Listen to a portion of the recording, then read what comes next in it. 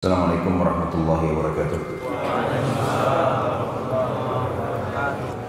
Alhamdulillah, puja dan puji kita kehadirat Allah Subhanahu wa Ta'ala, Zat yang paling pantas untuk dipuji, dicintai, dihormati dan ditunduki. Zat yang maha kuat, maha perkasa, maha bijaksana, tidak beranak dan tidak diperanakkan. Zat yang telah menggantungkan segala kebutuhan kita dengan kalimat mulia Alhamdulillah. Maka sangat wajar kalau kita selalu mengucapkan kalimat yang mulia ini.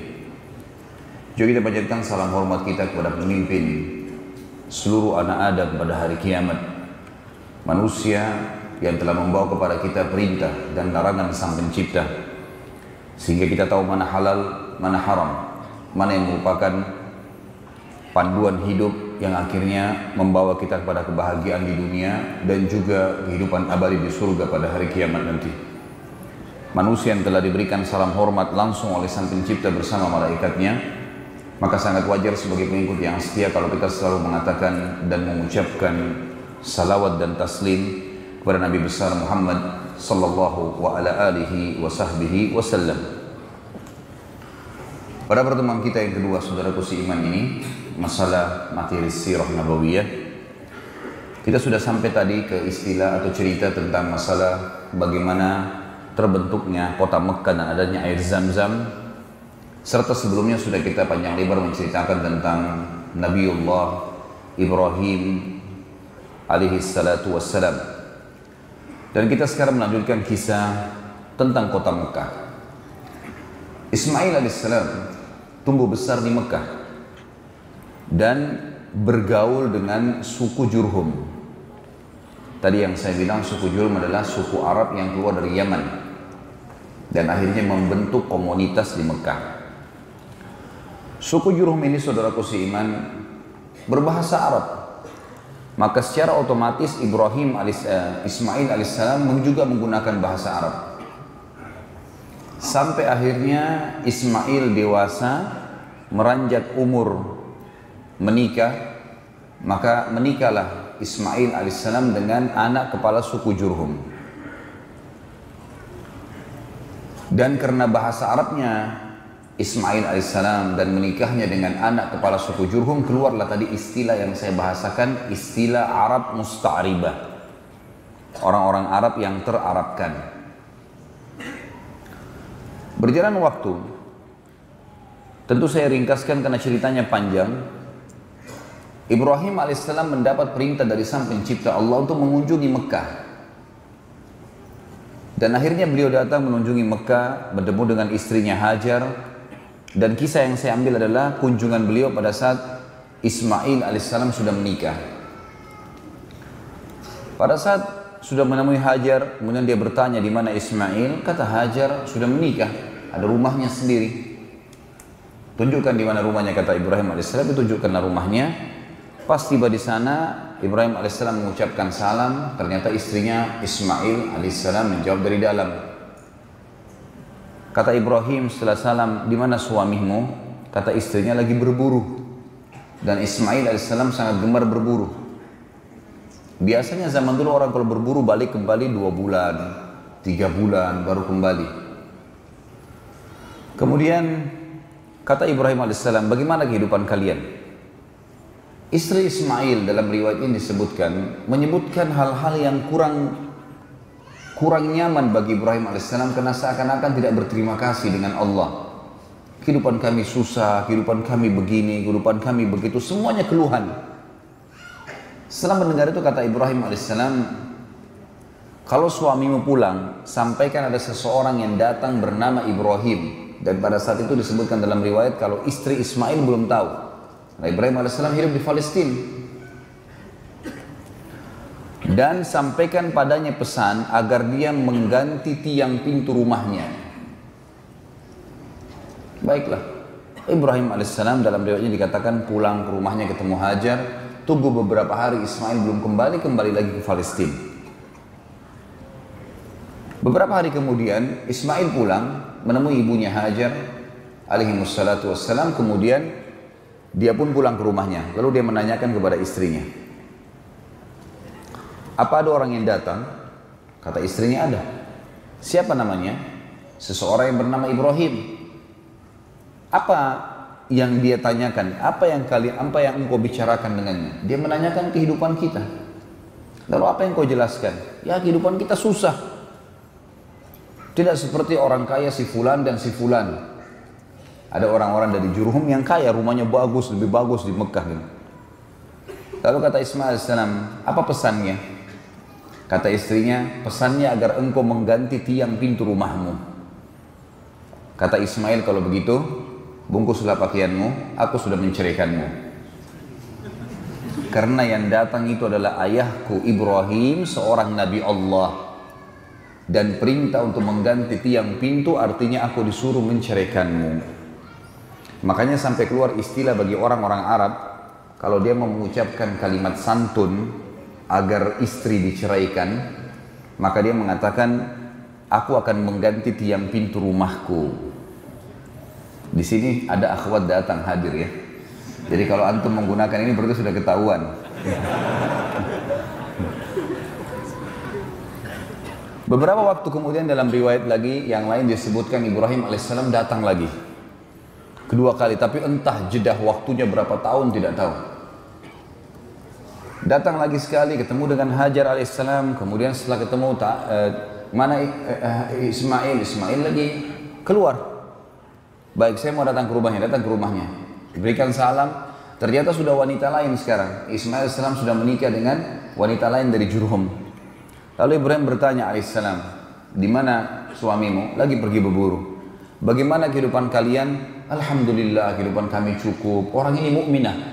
Semuanya disyukuri sama dia. Setelah panjang lebar dia cerita, kata Ibrahim alaihissalam, kalau suamimu pulang sampaikan salam seseorang yang bernama Ibrahim dan sampaikan padanya agar dia mempertahankan tiang pintu rumahnya. Ini yang senyum-senyum sudah tahu cara bercerai ya. Bukan saya ajarin loh ya. Cerai dalam Islam itu hukumnya hal mubah yang paling Allah benci. Tapi ini adab terjadi di sejarah para nabi-nabi. Kali ini Ibrahim alaihissalam tidak langsung pulang. Nunggu di situ. Nunggu sampai Ismail alaihissalam datang. Dan ada sebuah riwayat yang dipastikan insyaallah kesahihannya menjelaskan bahwasanya Ibrahim alaihissalam belum pernah bertemu dengan Ismail kecuali di saat itu. Jadi belum pernah ketemu sebelumnya. Dari waktu bayi diletakkan pertama di Mekah yang kosong itu, belum pernah ketemu sampai Ismail sudah menikah. Jadi bisa belasan mungkin puluhan tahun. Tapi tidak disebutkan umur Ismail alaihissalam waktu itu berapa. Ada juga sebagian ulama yang menanggapi kisah ini mengatakan kemungkinan adalah Ismail alaihissalam pada saat itu sudah mencapai juga umur kenabian. Umur kenabian berarti 40 tahun. Yang berarti Ibrahim alaihissalam pada saat itu sudah 70 tahunan.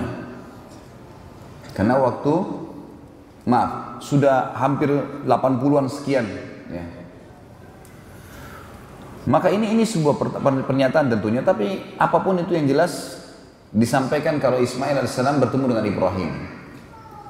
Setelah bertemulah dua orang ayah dan anak ini. Baru saja 2-3 hari ketemu, Ibrahim alaihissalam mimpi menyembelih anaknya. Maka pada saat itu pun Ibrahim alaihissalam memanggil Ismail di pagi hari, kemudian mengatakan, ya Ismail, sesungguhnya aku melihat dalam mimpiku, aku menyembelihmu. Kira-kira bagaimana pendapatmu?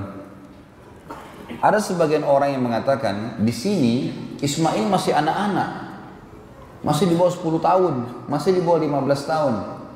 Tapi ditanggapi oleh para ahli sejarah yang lain atau para ulama yang lain, tidak mungkin anak-anak umur 15 tahun atau di bawah 10 tahun mau menerima lehernya disembelih. Masuk akal lah kira-kira kalau antum punya anak 10 tahun, sini nak, saya mimpi saya sembelih kamu. Larilah dia. Jadi yang lebih dekat sebenarnya adalah memang Ismail sudah sampai pada umur yang ternobatkan menjadi nabi. Bahkan pendapat yang dirajihkan oleh sebagian besar ulama adalah Ismail sudah dinobatkan jadi nabi pada saat itu. Jadi dia sama ayahnya sudah sama-sama nabi. Cuman Ibrahim alaihissalam rasul. Rasul berarti membawa syariat baru. Nabi hanya mengingatkan kaumnya apa yang disampaikan Nabi dan Rasul sebelumnya. Jadi Ismail tidak punya syariat baru, beliau Nabi. Hanya menyampaikan kaumnya apa yang disampaikan ayahnya Ibrahim. Tapi Ibrahim Rasul, bawa syariat. Dan bahkan termasuk ulul azm. Di antara 5 Rasul yang merupakan pilihan atau pemimpin para Nabi-Nabi dan Rasul yang Allah utus 120.000 Nabi, di antaranya 313 Rasul. Yang wajib kita imani yang tertulis namanya di Al-Quran dan Sunnah 25 Nabi dan Rasul. Ibrahim alaihissalam pada saat menyampaikan kalimat itu, kira-kira apa responnya Ismail alaihissalam? Wahai ayahku, kerjakan apa yang kau diperintahkan. Kau akan temui aku sebagai orang yang sabar. Dan kalimat ini teman-teman paling tepat diucapkan oleh seorang Nabi. Ini minta disembelih. Dan perlu juga teman-teman tahu, di alam Nabi-Nabi, mimpi Nabi nggak mungkin dari syaitan. Semua mimpi Nabi benar. Kalau Nabi yang mimpi, benar semuanya. Bahkan bisa terjadi adalah wahyu yang disampaikan kepadanya. Jadi mimpi di sini adalah satu hal petunjuk. Ringkas cerita teman-teman sekalian, akhirnya Ibrahim dan Ismail menuju ke tempat yang sudah dilihat dalam mimpinya untuk disembelih. Tempatnya di wilayah antara Muzdalifah dengan Mina. Antara Muzdalifah dengan Mina. Tapi sekarang kalau saya melihat dia tepatnya masih masuk wilayah Muzdalifah. Masuk wilayah Muzdalifah. Kerajaan Saudi meletakkan seperti batu kecil itu untuk mengenang kalau di situ dulu tempatnya Ismail mau disembelih. Kalau sekarang pas ada di bawah, ada gunung di bawah rel kereta yang dibuat oleh kerajaan Saudi untuk perjalanan jemaah haji. Biasanya kalau orang tur Siti Mekah ditunjukin tuh. Menuju ke sana teman-teman sekalian, sementara menuju ke sana, syaitan datang menggoda Ibrahim alaihissalam. Lalu membisikkan padanya, untuk apa kau mengganggu, untuk apa kamu menyembelih anakmu, kesian, dia masih kecil, dan seterusnya.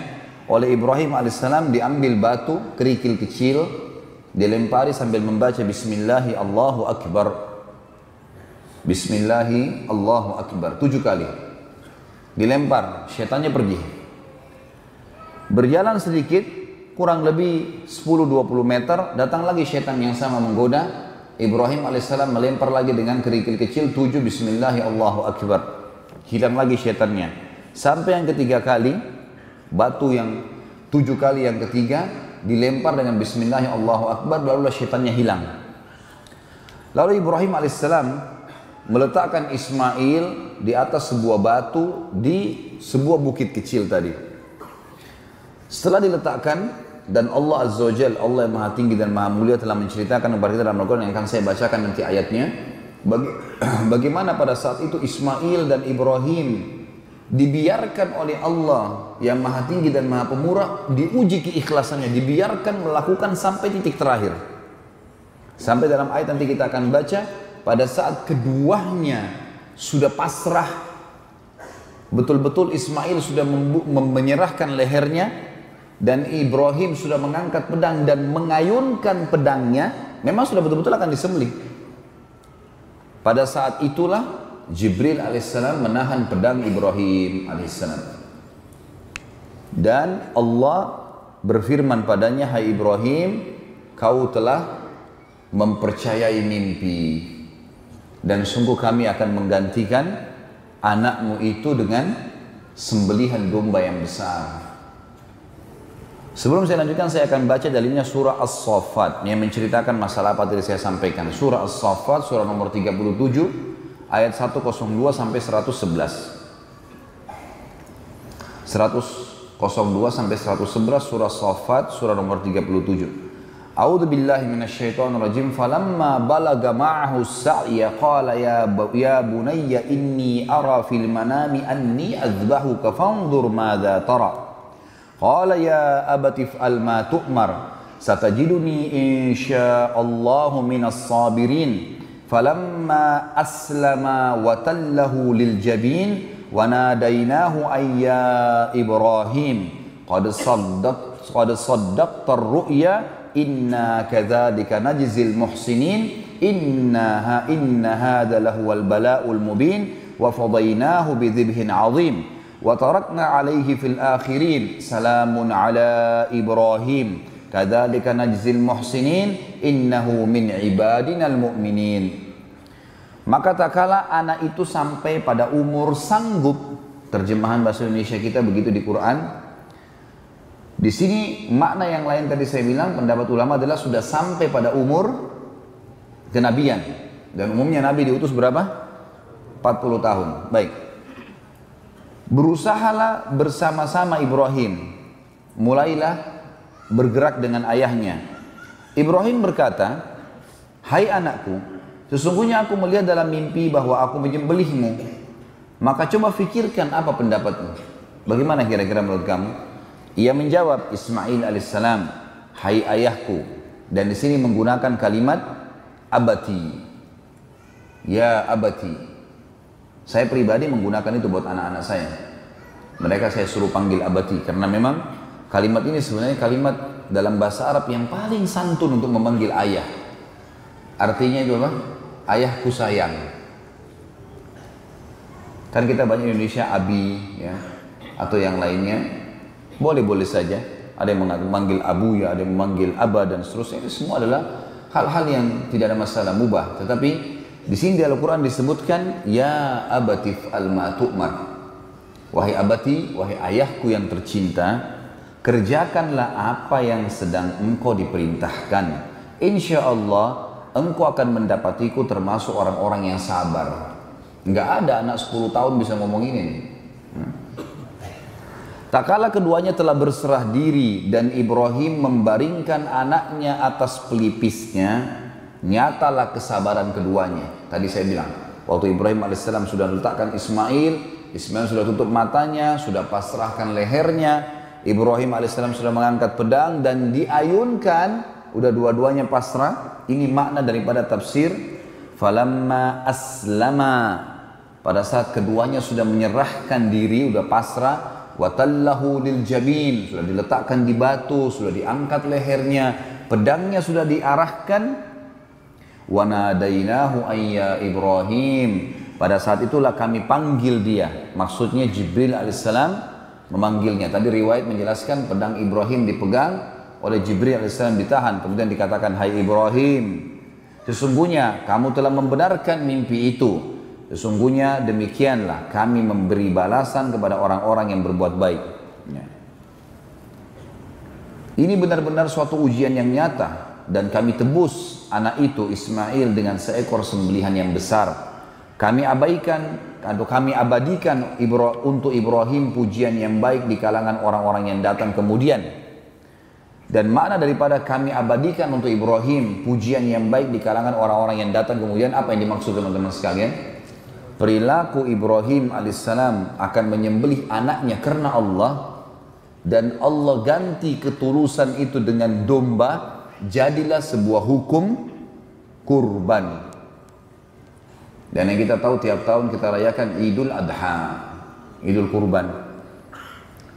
Dan kata ulama, selama ada orang yang berkurban untuk Allah, maka Ibrahim dan Ismail alaihimassalam panen pahalanya.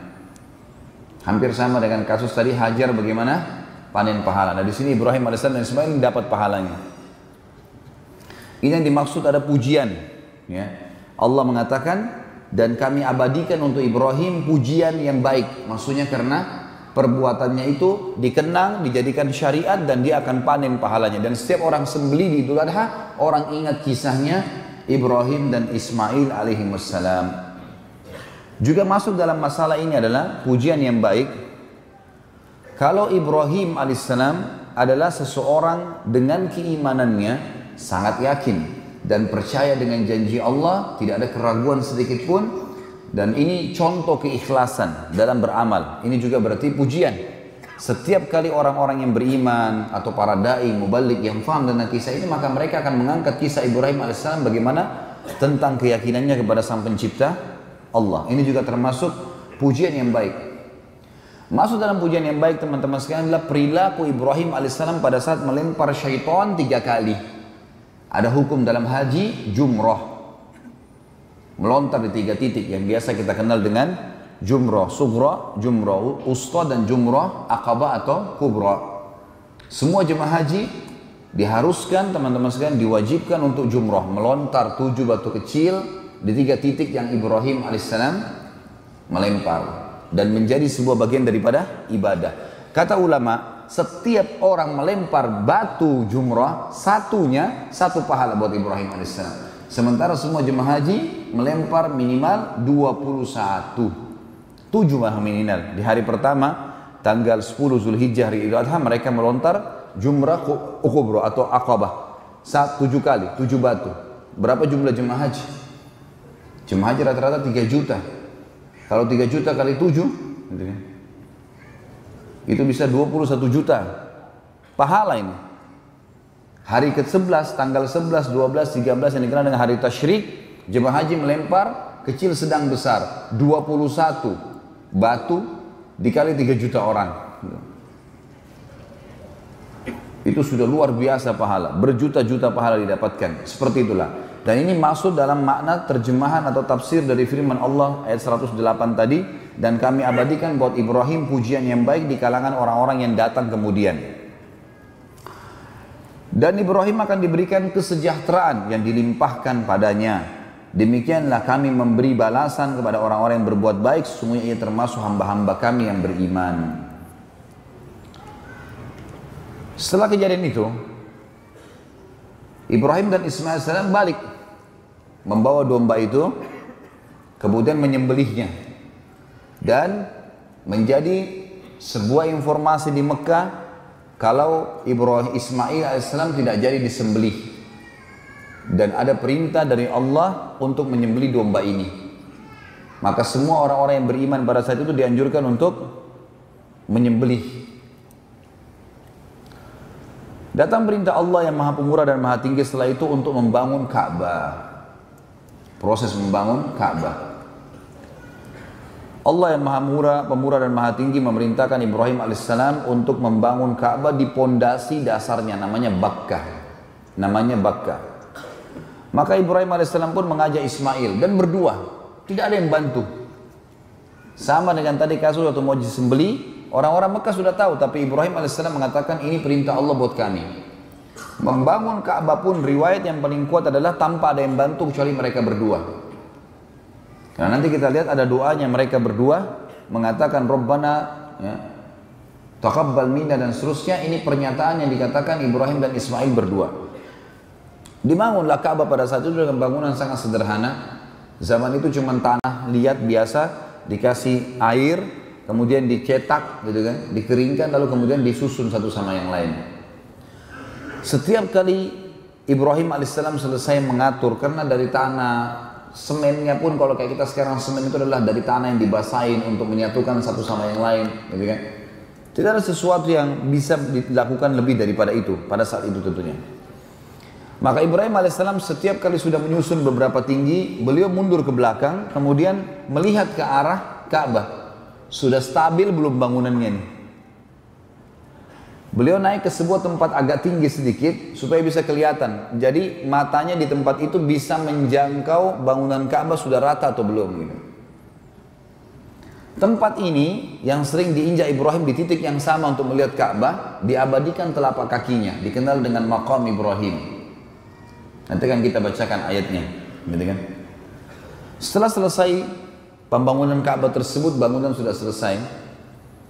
Maka Ibrahim alaihissalam berkata kepada Ismail, cobalah hai Ismail cari sebuah batu yang keras. Cari batu-batu yang keras. Saya ingin menguatkan bangunan ini dengan batu-batu. Gak lama kemudian Ismail balik membawa Hajar Aswad. Hajar Aswad. Dan batu ini dalam sebuah riwayat sahih disebutkan turun dari surga, tadinya berwarna putih dan menjadi hitam karena dosanya anak Adam. Turun. Kemudian pada saat turun, Ismail AS membawanya. Kata Ibrahim, dari mana kau dapat ini? Dia bilang dari Allah. Didatangkan dari Allah. Lalu Ibrahim AS meletakkan Hajar Aswad pada tempatnya yang sekarang. Setelah itu, Allah Subhanahu Wa Taala memerintahkan agar Ibrahim dan Ismail menjaga rumahnya dari kemusyrikan.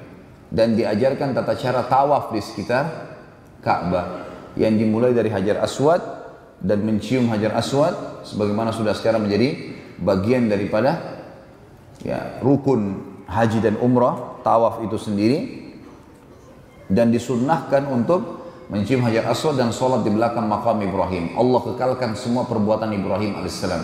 Dan sekali lagi kata para ulama, selama ada orang tawaf, selama Ka'bah dijadikan kiblat, rujukan bagi umat Islam, berapa juta orang yang sujud ke sana, berapa juta orang yang tawaf, berapa juta orang yang cium Hajar Aswad, berapa juta orang yang sholat di belakang makam Ibrahim, semuanya pahalanya kembali kepada dua manusia terbaik ini, Ibrahim dan Ismail alaihimus salatu wassalam. Allah berfirman dalam surah Al-Baqarah surah nomor 2 ayat 125 sampai 129. Al-Baqarah 125 sampai 129. A'udzu billahi minasyaitonir rajim. Wa idh ja'alna al-baita mathabatan lin-nasi wa amnan wattakhidhu min maqami Ibrahim musalla wa ahidna ila Ibrahim wa Ismail an tahhira baiti lit-ta'ifin wal-'akifin war-ruk'is sujud. وإذ قال إبراهيم رب اجعل هذا بلدا آمنا وارزق أهله من الثمرات من آمن منهم بالله واليوم الآخر قال ومن كفر فأمتعه قليلا ثم أضطره إلى عذاب النار وبئس المصير وإذ يرفع إبراهيم القواعد من البيت وإسماعيل ربنا تقبل منا إنك أنت السميع العليم ربنا واجعلنا مسلمين لك ومن ذريتنا أمة مسلمة لك وأرنا مناسكنا وتب علينا إنك أنت التواب الرحيم ربنا وبعث فيهم رسولا منهم يتلو عليهم آياتك ويعلمهم الكتاب والحكمة ويزكيهم إنك أنت العزيز الحكيم. Dan ingatlah ketika kami menjadikan rumah itu, Baitillah, Ka'bah, tempat berkumpul bagi manusia dan tempat yang aman. Semua manusia datang ke sana berbondong-bondong. Kalau kita lihat orang yang tawaf, orang yang jalan datang Masjid Haram, sholat, makin lama makin banyak. Sampai sekarang kerajaan Saudi memperluas Masjid Haram itu karena memang sudah tidak menampung. Allah menjelaskan, dan tempat yang aman. Subhanallah, Mekah itu tempat teraman di dunia. Orang mau keluar jam 3 subuh, jam 4, jam 2. Kondisinya seperti siang hari. Rame, padat, restoran ada, semuanya enak, aman. Orang mau bolak-balik masjid, tidur di masjid, tidak ada gangguan. Allah sudah menjanjikan. Dan jadikanlah makam Ibrahim itu sebagai tempat sholat. Dikenang tadi tempat telapak kaki Nabi Ibrahim AS. Dan dengan kami, tentu di sini kita mengerjakan bukan karena makam Ibrahimnya ya, karena perintah Allahnya. Sama antum sujud menghadap Ka'bah. Bagaimana antum jawab kalau ada orang bilang orang Islam itu larang sembah berhala, tapi buktinya mereka sujud ke Ka'bah. Ka'bah juga berhala, batu. Tentu jawaban kita apa? Kita bukan sembah Ka'bah. Yang kita lakukan adalah sujud menghadap Ka'bah karena perintah Allah. Kalau perintah Allah ke lautan, kita ke lautan. Kalau ke pohon, kita ke pohon. Perintahnya ke Ka'bah. Makanya Ka'bah rumah. Dinamakan Baitillah iya. Kalau rusak, diperbaiki. Saya pernah waktu masih mahasiswa sana, pernah bangunannya diperbaiki, renovasi, diperbaiki. Sampai Ka'bahnya ditutup full. Diperbaiki semua, dikokohkan lagi. Kiswanya diganti setiap tahun. Kita menghormati karena Allah memerintahkan untuk menghormati. Sama dengan Hajar Aswad. Antum cium kenapa? Sudah makan belum tadi nih? Kenapa dicium Hajar Aswad? Karena perintah Allah. Kenapa kita tawaf? Karena perintah Allah. Kenapa kita sa'i? Karena perintah Allah. Kenapa kita menyembelih? Karena perintah Allah. Kenapa bahkan kita hidup di sini dan kita mengerjakan apa kita menikmati yang halal, meninggalkan haram, semua karena perintah Allah. Seorang suami baik sama istrinya, bakti sama orang tuanya, mengurus anak-anaknya, mencari nafkah banting tulang, istrinya mentaati suaminya, membersihkan rumah, merawat dirinya, merawat anak-anaknya, merawat suaminya, semua karena Allah. Pernah Umar bin Khattab berdiri di depan Hajar Aswad, kemudian beliau berkata dengan suara keras di musim haji, supaya orang semua dengar, "Hai Hajar Aswad, saya benar-benar demi Allah tahu kau hanya batu biasa. Kalau bukan saya dengar, kalau saya tidak melihat, kalau bukan karena saya melihat Rasulullah SAW menciummu, saya tidak akan menciummu. Maksudnya menghormati Hajar Aswad, iya, tapi jangan sampai berlebihan. Harus digarisbawahi poin itu, sehingga tidak ada hal-hal yang salah di sini. Umar bin Khattab pernah menebang pohon yang dikenal dengan syajarah, tempat baiat Ridwan. Nanti kita pelajari itu pada saat sulhu Hudaybiyah, kesepakatan Hudaybiyah.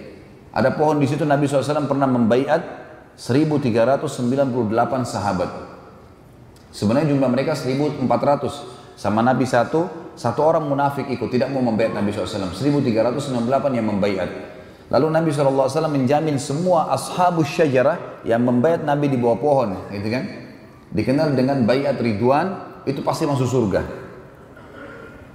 Pohon ini di zaman Umar bin Khattab banyak orang datang sembah-sembah, sholat di situ, gantung surbannya, ikat untahnya, menganggap berkah. Apa yang Umar lakukan? Izinkan Umar tebang pohon itu. Sama Umar ditebang.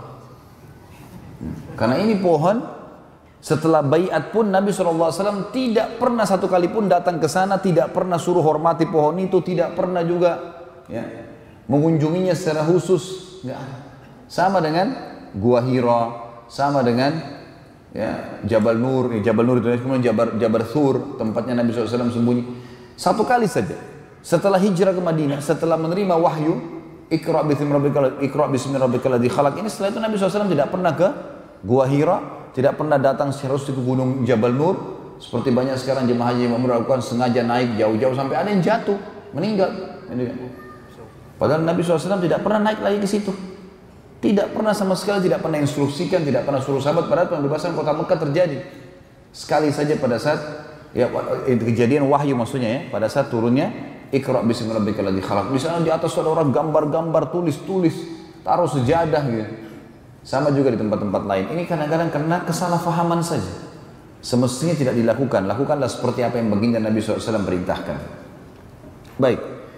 Dikatakan di sini teman-teman sekalian. Dan ingatlah ketika kami menjadikan rumah itu Baitillah tempat berkumpul bagi manusia dan tempat yang aman. Dan jadikanlah makam Ibrahim tempat sholat, dan kami telah perintahkan kepada Ibrahim dan Ismail, bersihkanlah rumahku untuk orang-orang yang tawaf, i'tikaf, ruku dan sujud. Yang dimaksud dengan bersihkan adalah bersihkan dari kotoran dan jaga dari kemusyrikan atau kemaksiatan. Nanti akan kita pelajari ada kisah dua orang namanya Isaf dan Nailah berzina depan Ka'bah, akhirnya dikutuk jadi patung sama Allah. Ayat 126 tadi, dan 125, sekarang 126. Dan ingatlah ketika Ibrahim berdoa, ya Tuhanku, jadikanlah negeri ini, Mekah, negeri yang aman, sentosa, dan berikanlah rezeki dari buah-buahan kepada penduduknya yang beriman di antara mereka kepada Allah dan hari kemudian. Allah berfirman, dan kepada orang-orang kafir pun aku akan beri kesenangan sebentar, kemudian aku paksa ia menjalani siksa neraka, dan itu adalah seburuk-buruk tempat kembali. Ayat 127, dan ingatlah ketika Ibrahim meninggikan, membina atau membangun dasar-dasar Baitillah bersama Ismail seraya berdoa. Ini tadi yang saya bilang teman-teman, saya saksi bahasan para ulama tafsir tentang Ibrahim dan Ismail hanya berdua membangun Ka'bah. Karena instruksi Allah begitu, tidak minta tolong sama orang. Makanya dikatakan di ayat di sini, dan ingatlah ketika Ibrahim meninggikan dasar-dasar Baitillah bersama Ismail. Bisa saja Allah mengatakan bersama Jurhum, bersama masyarakat Mekah, gitu kan. Seraya berdoa, ya Tuhan kami, terimalah dari kami amalan kami, sungguhnya Engkau lah yang maha mendengar lagi maha mengetahui. Dan ini sunnah teman-teman sekalian. Setiap kali kita sudah berbuat apa-apa, amal ibadah apapun, usahakan selalu diikutkan dengan doa Rabbana taqabbal minna innaka antas samiul alim wa tub alaina innaka antat tawwabur rahim. Tapi di sini yang tepatnya adalah Rabbana taqabbal minna innaka antas samiul alim, ya. Kalimat ini teman-teman sekalian diucapkan oleh dua nabi yang mulia, walaupun mereka sudah tahu ini perintah Allah, mereka nabi Allah dan mereka sudah ikhlas kepada Allah, tapi mereka masih mengatakan, ya Allah terimalah dari kami. Sesungguhnya Engkau yang maha mendengar lagi maha mengetahui. 128-nya, ayat 128, ya Tuhan kami, jadikanlah kami berdua orang yang tunduk patuh kepada Engkau, dan jadikanlah di antara anak cucu kami umat yang tunduk dan patuh juga kepada Engkau, dan tunjukkanlah kepada kami cara-cara dan tempat-tempat ibadah haji kami, dan terimalah taubat kami, sungguhnya Engkau lah yang maha penerima taubat lagi maha penyayang. Jadi pada saat itu sudah ada berita datang dari Jibril AS, Setelah bangun Ka'bah, setelah proses tadi adanya ya, proses penyembelihan kurban yang tidak jadi penyembelihannya, kemudian proses jumrah melontar syaitan tadi, kemudian proses istrinya Ibrahim alaihissalam Hajar pada saat sa'i antara Safa dan Marwah dimasukkan nanti dalam rangkaian manasik haji ya, dan umrah gitu. Kemudian dikatakan, dan terimalah taubat kami, sungguhnya engkau maha penerima taubat lagi maha penyayang. 129, ya Tuhan kami, utuslah untuk mereka seorang rasul dari kalangan mereka. Kata para ulama maksudnya adalah Nabi Muhammad alaihi wassalatu wassalam. Karena setelah meninggalnya Ismail tidak ada nabi di Mekah kecuali Nabi Muhammad sallallahu alaihi wasallam. Yang akan membacakan, utuslah ya Allah Tuhan kami, utuslah kepada mereka seorang rasul dari kalangan mereka yang akan membacakan kepada mereka ayat-ayat engkau dan mengajarkan kepada mereka Alkitab atau Al-Quran dan hikmah. Al-hikmah artinya sunnah, serta mensucikan mereka, sungguhnya engkau adalah zat yang maha kuasa lagi maha bijaksana. Kalau tentang maqam Ibrahim juga ada disebutkan dalam ayat lain teman-teman sekalian. Disebutkan dalam surah Al-Imran surah nomor 3 ayat 97. A'udzu billahi minasyaitonir rajim, fihi ayatum bayyinatum maqamu Ibrahim wa man dakhalahu kana amina walillahi 'alan nasi hajjul baiti man istata'a ilaihi sabila wa man kafara fa innallaha ghaniyyun 'anil 'alamin. Padanya di sekitar Ka'bah itu terdapat tanda-tanda yang nyata kalau memang kisah Ibrahim benar. Allah pastikan di antaranya ada maqam Ibrahim, pijakan kakinya. Barang siapa yang memasuki Baitillah menjadi amanlah ia. Mengerjakan haji adalah kewajiban manusia terhadap Allah. Tentu dalam Islam wajibnya adalah yang pertama satu kali, sisanya menjadi sunnah. Yaitu bagi orang-orang yang sanggup mengadakan perjalanan ke Baitillah. Sanggupnya baik dia sanggup karena harta dan fisiknya sudah ada atau dia dibayarkan oleh orang lain. Masuk di dalamnya kesanggupan. Barang siapa yang mengingkari kewajiban haji, maka sungguhnya Allah Maha Kaya tidak memerlukan sesuatu dari semesta alam. Dan ini disebutkan di dalam sebuah riwayat kalau Umar bin Khattab radhiyallahu anhu memerintahkan ya, para pengawal-pengawalnya, panglima perangnya untuk mendatangi semua wilayah kaum muslimin, kemudian melihat kalau ada orang-orang yang tidak pergi haji sementara dia mampu dan belum pernah haji, untuk diambil hartanya sebagai jizyah. Karena dianggap dia mengingkari haji itu. Kenapa dia nggak pergi? Gitu ya. Ini kewajiban dari Allah Subhanahu wa Ta'ala.